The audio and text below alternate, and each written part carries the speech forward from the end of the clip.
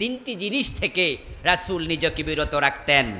আল মিরা, একটা হলো ঝগড়া, ওয়াল ইকবার, আরেকটা হলো অহংকার, ওয়া মা লা ইয়ানি, আরেকটা কাজ রাসূল করতেন না, নিজেকে বিরত রাখতেন, সেটা হলো যেই কাজটা অপ্রয়োজনীয়, যেটাতে দুনিয়ারও লাভ নাই, আখেরাতেরও লাভ নাই, এমন কাজে রাসূল জড়াতেন না। ওয়াল্লাযীনা হুম আনিল লাগবি মুরিদুন, সফল মানুষের কাজ হলো তারা অপ্রয়োজনীয় কাজ থেকে নিজেকে বিরত রাখে। এই যে রাগ নামে একটা জিনিস আছে, আপনার আমার রাগ আছে কি না এটা বুঝবেন কখন? যখন উল্টা পাল্টা কাম হয়। নিজের মন মতো হইলে অসুবিধা নেই। আপনি গাড়ি চালিয়ে যাচ্ছেন, এক রিক্সাওয়ালা ঠুস করে লাগাই দিল, তখনই বোঝা যাবে রাগটা আছে কিনা। রাস্তায় দাঁড়িয়ে আছেন, আরেকজন হঠাৎ করে এসে গুতা মেরা দিল, আপনাকে বিনা দোষে একটা কটু কথা বলে ফেলল। ওই অবস্থায় রাগ সংবরণ করা, ধৈর্য ধরা, এটা সহজ নয়, খুব কঠিন কাজ। সামনে 500 টাকার বান্ডিল, 1 লাখ টাকা, 1000 টাকার বান্ডিল, 100টা নোট কসকসে টেবিলে রেখে যদি বলে, স্যার আপনি ফাইলটা একটু সিগনেচার করে দেন, এখানে লাখখানেক টাকা আছে, আপনি চাটা খাইয়েন। 2 লাখ, 5 লাখ, 10 লাখ টাকা সামনে দেওয়ার পরে আপনি এই টাকা নেবেন না, লোভ সংবরণ করবেন, হারাম থেকে বেঁচে থাকবেন, এটা সহজ ব্যাপার নয়। মানুষ সুদে টাকা লাগায়, ঘুষ খায়, অন্যের হক নষ্ট করে, নিজের আপন জনের হক পর্যন্ত খেয়ে বসে আছে। অথচ নামাজি মানুষ ওজনে কম দেয়, মালে ভেজাল দেয়, পকেট ভর্তি টাকা আল্লাহর রাস্তায় দেওয়ার জন্য বলে, তখন মানি ব্যাগে দেখে সবচেয়ে ছোট নোট কোন কোনায় আছে। কারণ তার লোভ তাকে দান থেকে, সাদাকা থেকে বিরত রাখছে। এই যে মানবিক মৌলিক অসৎ গুণাবলী, এগুলো থেকে আল্লাহ যদি হেফাজত করে তাহলে হেফাজতে থাকা সহজ।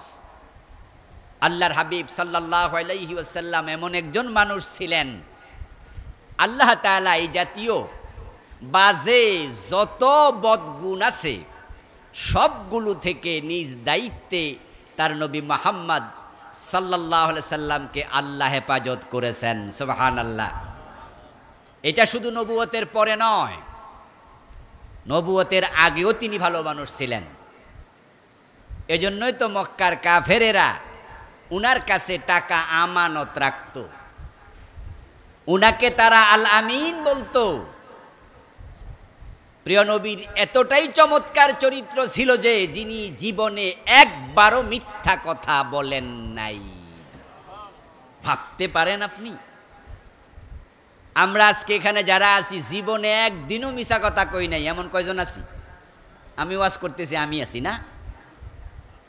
আমিও নাই। কেউ বুকে হাত দিয়ে আমরা বলতে পারবো না জীবনে মিথ্যা বলি নাই। কিন্তু প্রিয় নবীজি যখন নবুয়তের প্রকাশ্য দাওয়াত দেন, বয়স তখন তার 43 বছর বয়সের প্রথম 3 বছর গোপনে দাওয়াত দিয়েছেন। যখন 3য় বছরের মাথায় তিনি ইসলামের প্রকাশ্য দাওয়াত দিলেন, সেদিন তিনি একটি প্রশ্ন করেছিলেন মক্কার লোকদেরকে, জাবালে সাফার উপরে দাঁড়িয়ে, আমি যদি বলি এই পাহাড়ের পিছনে তোমাদেরকে আক্রমণ করার জন্য একদল শত্রু সৈন্য অপেক্ষা করছে, তোমরা কি বিশ্বাস করবে? মক্কার লোকেরা জবাব দিয়েছিল হ্যাঁ। তিনি প্রশ্ন করেছিলেন না দেখে কেন বিশ্বাস করবে, পাহাড়ের পিছন তো দেখা যায় না। তারা জবাব দিয়েছিল কারণ আপনি জীবনে কখনো মিথ্যা বলেছেন এটা আমাদের জানা নাই। 43 বছর ওরা বলতেছে কাফেররা আপনি জীবনে মিথ্যা বলেন নাই। মানুষ টাকা জমা রাখতো, কারো টাকা মেরে খায় নাই, এত আমানতদার তিনি ছিলেন। যখন প্রথম দিন ওহী আসলো গারে হেরাতে, মা খাদিজার কাছে প্রিয় নবী সাল্লাল্লাহু আলাইহি সাল্লাম গিয়ে বলেছিলেন জাম্মিলুনি জাম্মিলুনি, আমারে কম্বল দিয়ে জড়ায়া ধরো। গুহার মাঝে কে জানি একজন এসে আমাকে 3 বার বুকের সাথে চাপ মেরেছে। খাশিতু আলা নাফসি, আমি তো আমার জীবনের ব্যাপারে শঙ্কাবোধ করছি। খাদিজা রাসূলকে কম্বল দিয়ে জড়িয়ে ধরলেন। প্রিয় নবীজি বলছেন, আমার মনে হয় আমাকে জিনে ধরেছে, আমাকে বদ কেউ আসর করেছে।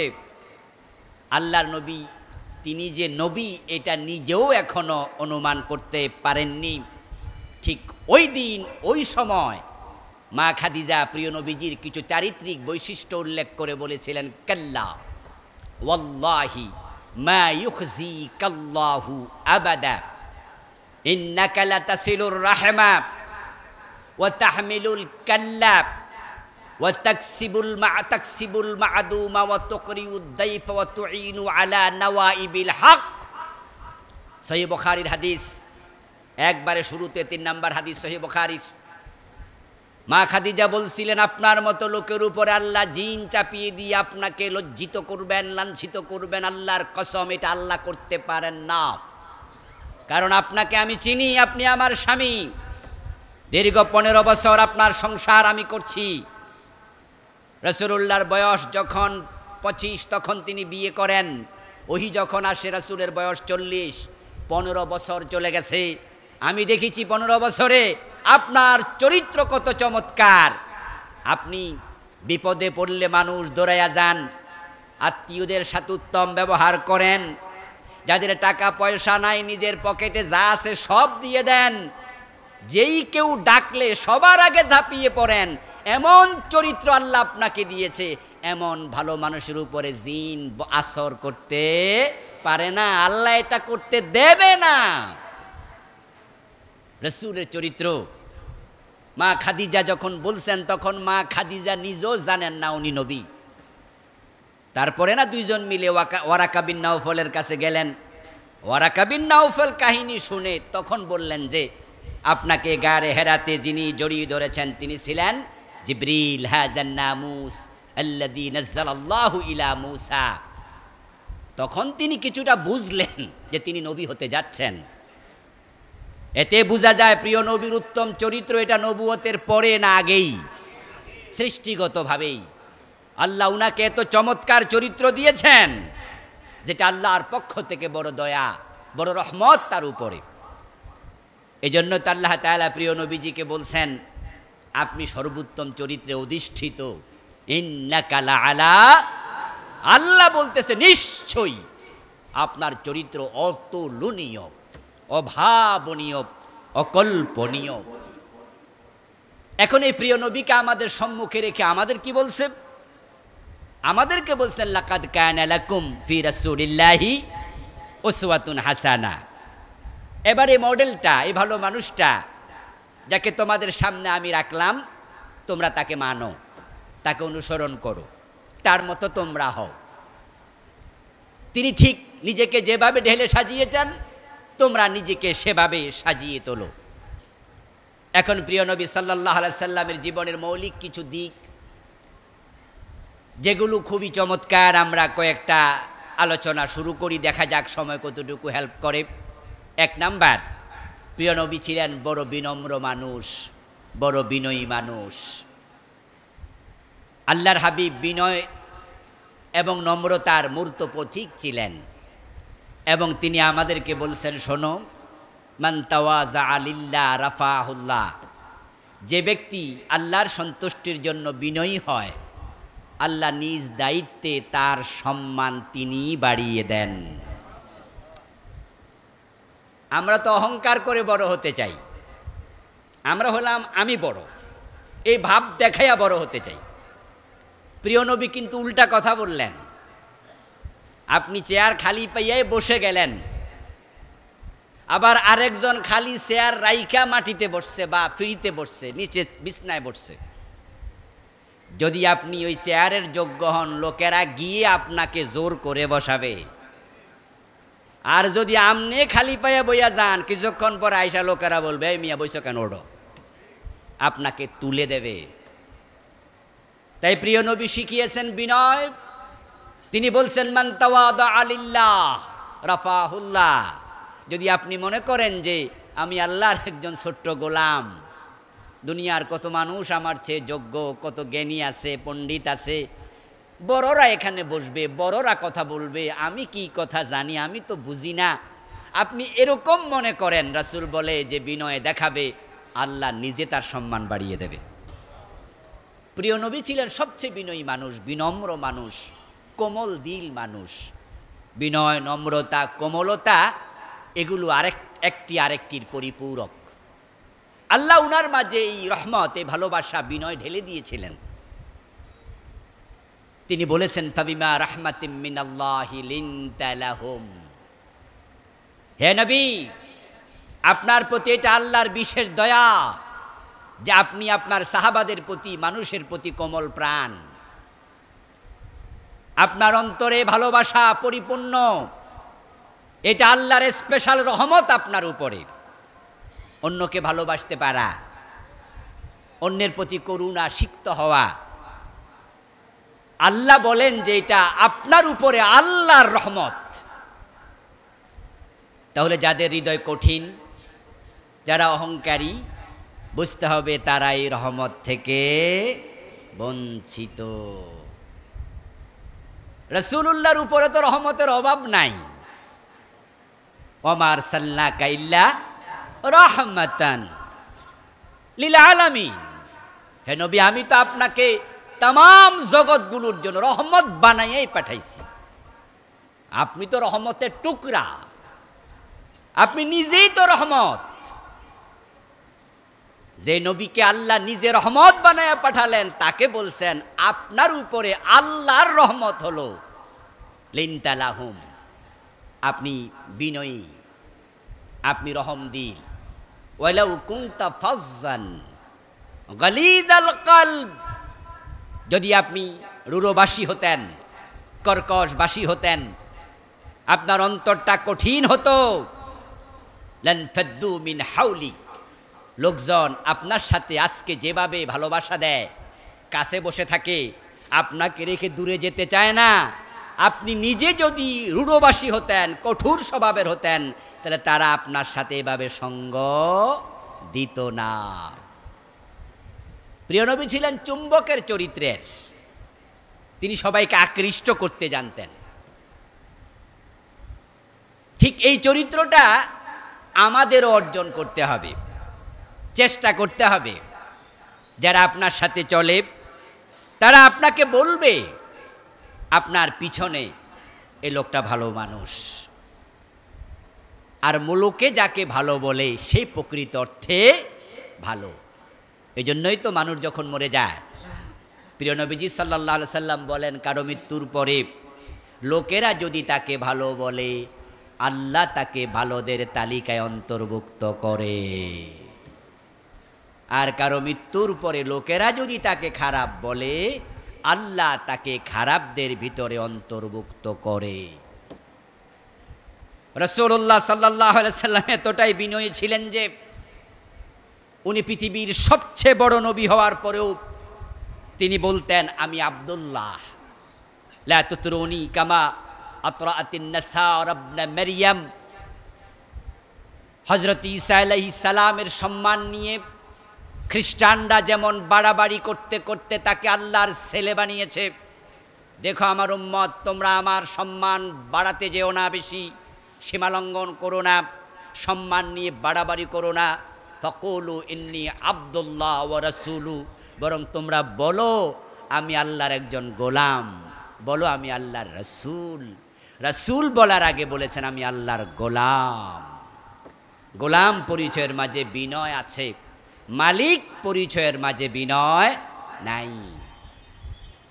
প্রিয় নবী নিজেকে গোলাম পরিচয় দিতেন, এজন্য তিনি বলছেন ইন্নী আব্দুল্লাহ ওয়া রাসূলু, আমি আল্লাহর গোলাম। আল্লাহর হাবিব এতটাই বিনয়ী ছিলেন, নিরহংকার ছিলেন যে লোকেরা উনাকে দেখলে দাঁড়িয়ে যাক এটাও তিনি পছন্দ করতেন না। দেখেন উনার চরিত্র আর আমাদের চরিত্রে ফারাকটা কোথায়।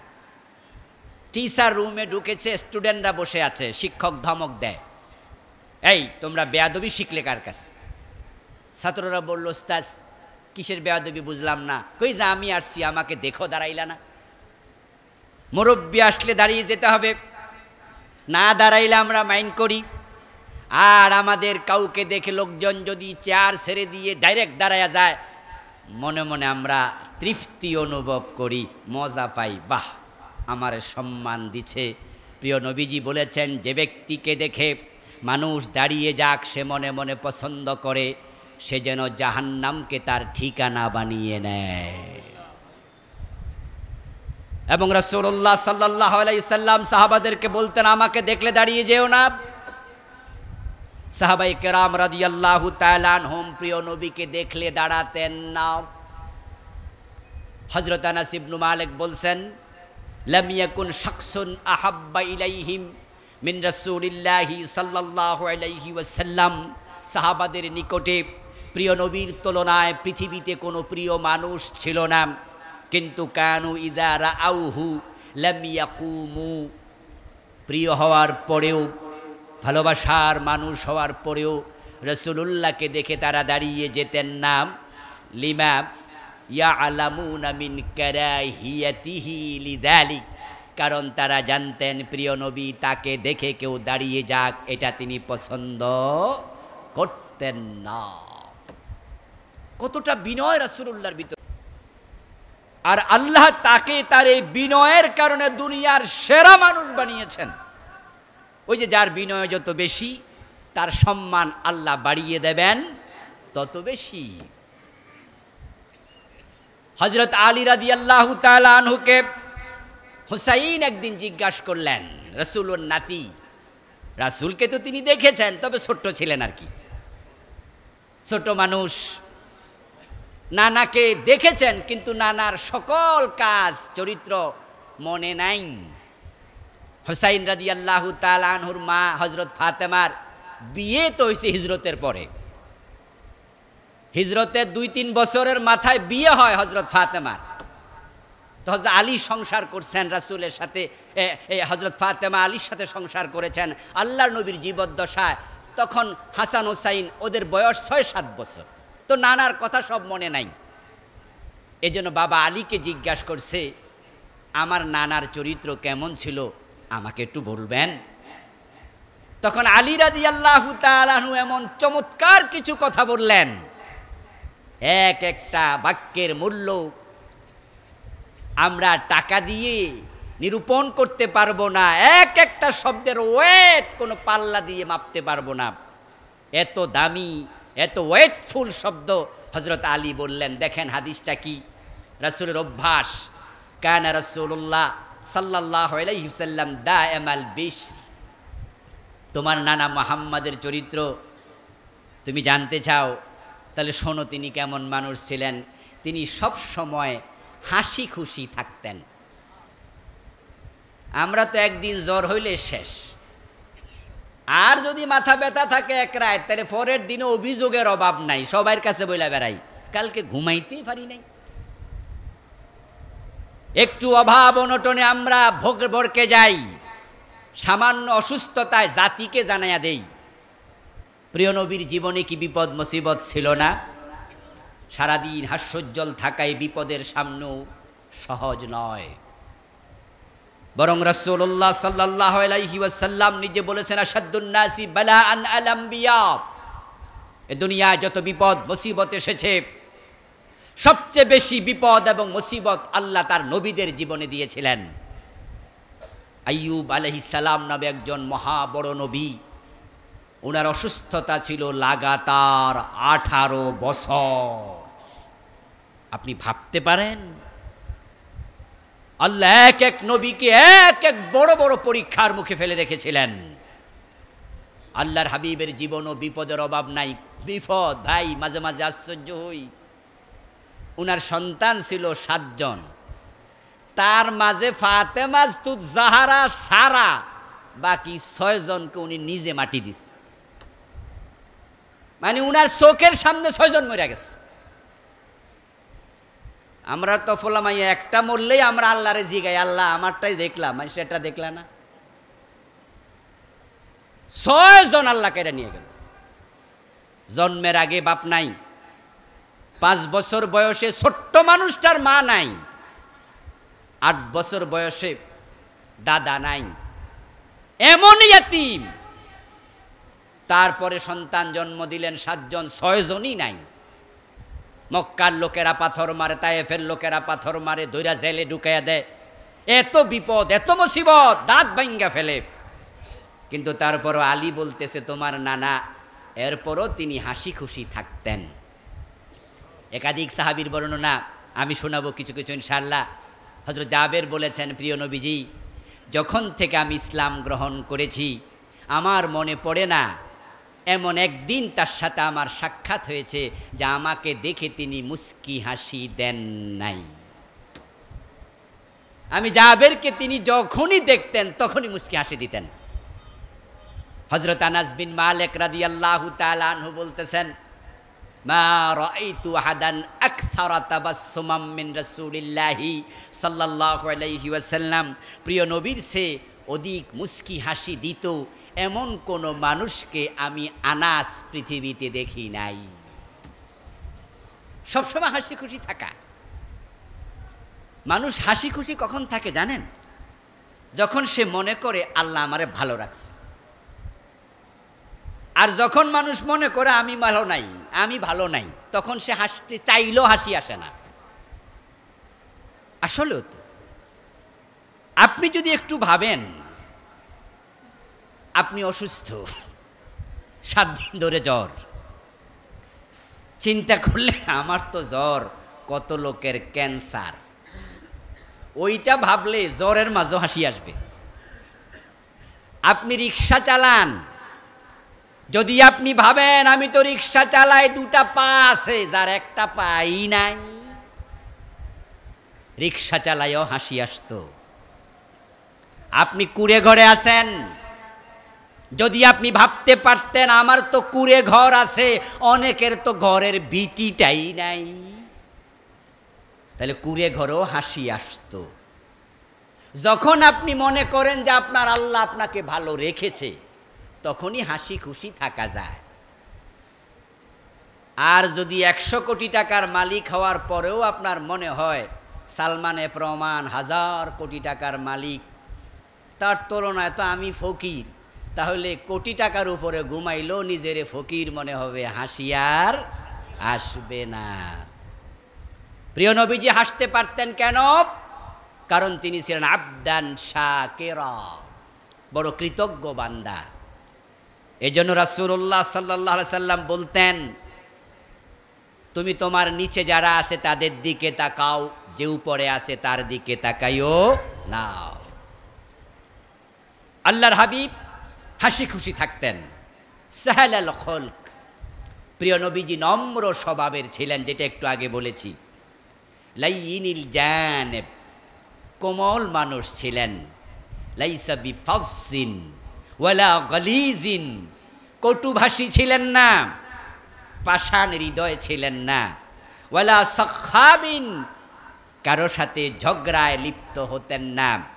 ওয়ালা ফাহাশিন, কখনো কাউকে গালি দিতেন না, অশ্লীল কথা ওনার মুখে আসতো না। ওয়ালা আইয়াবিন, কারো দোষ ধরতেন না। ইভেন খেতে গেলে যদি লবণ কম হতো, মরিচ বেশি হতো, তরকারি খাওয়ার অনুপযুক্ত হতো, মা আবান নবী সাল্লাল্লাহু আলাইহি ওয়াসাল্লাম ফি তুআমিন কাত্তুন ইনিশতাহাহু আকালা ওয়া ইল্লা তারাকা। যারা নিজ চোখে রাসূলকে দেখেছে তাদের মাঝে কোনো একজন সাক্ষী দিচ্ছে, প্রিয় নবীকে কখনো কোনো খাদ্যের দোষ ধরতে দেখি নাই।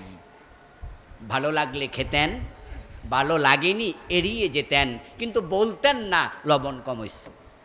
আর আমাদের অবস্থা হলো, কেউ যদি কলিজা রান্না কইরা খাওয়ায়, আমরা তাও কম লবণ কম হইছে। আপনাকে ভালোবেসে যদি কলিজাটা কেটে খাওয়াইতো, আপনি হে কেন দোষ ধরতেন?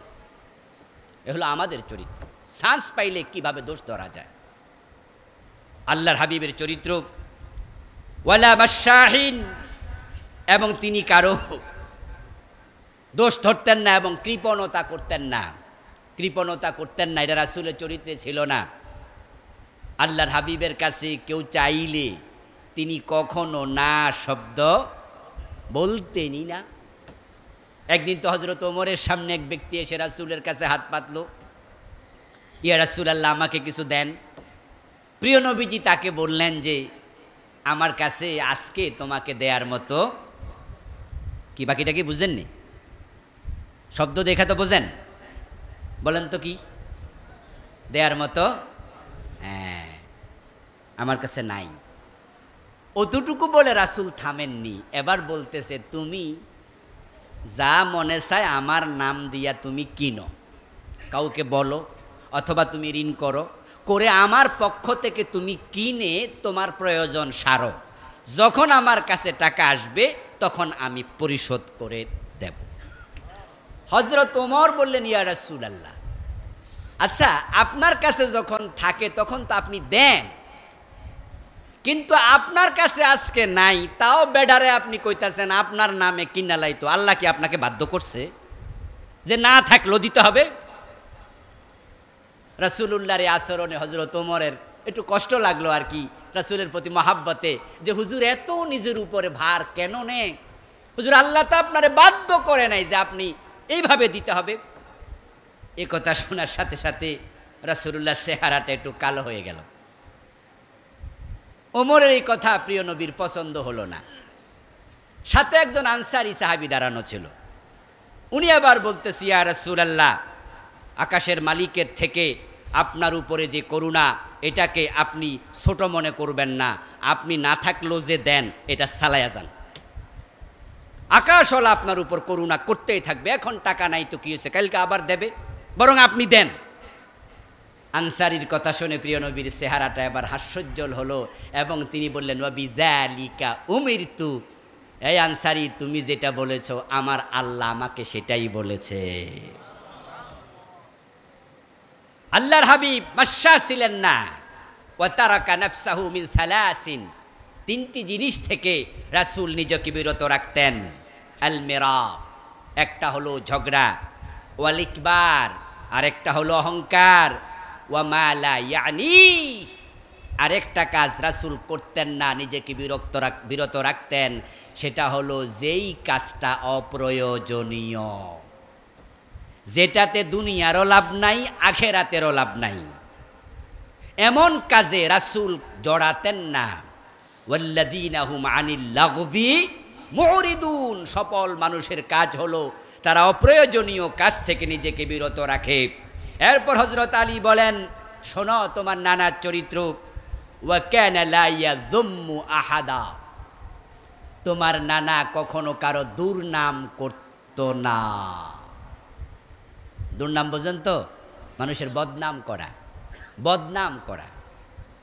আমরা তো এইটাকে উপাদান বানিয়েছি, খাবার বানিয়েছি, উপাদেয় বানিয়েছি, গীবত শেকায়াতকে আমরা আমাদের সঙ্গী বানিয়েছি। মানুষের দুর্নাম করা আমাদের কাছে কোনো ব্যাপার না, অথচ আলী বলে তোমার নানা কখনো দুর্নাম করত না। কি চরিত্র রাসূলের! ওয়ালা ইয়াইবুহু, কারো দোষ ধরতেন না, ওয়ালা ইয়াতলুবু আওরাতাহু, এবং কারো দোষ কখনো অনুসন্ধান করতেন না। প্রিয় রাসূল সাল্লাল্লাহু আলাইহি ওয়াসাল্লামের বিনয়ের আরেকটি কথা বলে আজকে আলোচনা শেষ করব। আজকে ভিন্ন কিছু কথা আছে আমাদের, এই কারণে আল্লাহর হাবিব জেরানা নামক একটি জায়গাতে গনিমতের মাল বন্টন করছিলেন। এটা মক্কা থেকে মোটামুটি 75 কিলো দূরে। ওটা হচ্ছে হারামের একটি কোণ, ওখানে আবার হারামের সীমানা শেষ। তো সেখানে গনিমতের মাল বন্টন করার সময় একজন মহিলা প্রিয় নবী সাল্লাল্লাহু আলাইহি ওয়াসাল্লামের কাছে আসলেন। একজন মহিলা, হযরত আবু তুফাইল বলেন আল্লাহর হাবিবের কাছে ওই মহিলা আসার সাথে সাথে রাসূলুল্লাহ নিজের মাথাতে, উনার যেই মাথার উপর একটা কাপড় চাদর টাইপের ছিল, এটা মাথা থেকে গা থেকে টেনে একবারে মাটির মাঝে বিছিয়ে দিলেন এবং ওই মহিলার দিকে ইঙ্গিত করে বললেন এজলিসি আলাইহি, আপনি আমার চাদরের উপরে, রুমালের উপরে বসুন। ওই মহিলা প্রিয় নবীর মাথা, রুমাল, গায়ের চাদরের উপরে বসে গেল। আবু তুফাইল বলেন যে বিশ্বনবীর চাদরের উপরে একজন মহিলা মানুষ বসে গেল। আমি একটি বিস্মিত হলাম, আবার বিস্মিত হলাম যে এ কোন নারী রে যার জন্য বিশ্বনবী চাদর মাটিতে বিছায়। আমি আমার সাথের একজনকে জিজ্ঞাসা করলাম, ম্যান হিয়া, এ নারীটা কে? তখন ওই ব্যক্তি জবাব দেয়, চিনোনি? এটা রাসূলুল্লাহর দুধমা হালিমাতুস সাদিয়া। দুধ মায়ের প্রতি বিশ্বনবীর বিনয় দেখেন, গায়ের চাদর বিছিয়ে দেয়। আমার প্রিয় ভাইয়েরা, এই বিনয় আল্লাহর নবীকে দুনিয়ার সেরা মানুষ বানিয়েছে।